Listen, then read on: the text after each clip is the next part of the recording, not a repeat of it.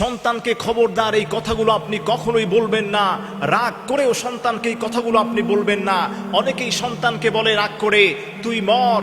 ফেরেশতা তখন যদি বলে উস্তুজিব, আমিন যদি ফেরেশতা বলে, তাহলে আপনার দোয়া যদি কবুল হয়ে যায়, আপনার সন্তানের কিন্তু দুর্গতি হবে।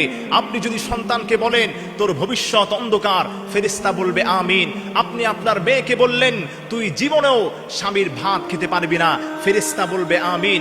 আরে আপনি তো ওই মা, আপনি তো ওই বাবা যে তার সন্তানের জন্য মরতেও পারেন, যে না খেয়ে তার সন্তানকে খাইয়েছেন, যে না পড়ে সন্তানকে ভালো পড়িয়েছেন, আর আপনি আপনার সন্তানকে এভাবে বদদোয়া দিচ্ছেন। খবরদার, এভাবে রাগ করে হলো কখনো সন্তানকে এভাবে বদদোয়া দিবেন না।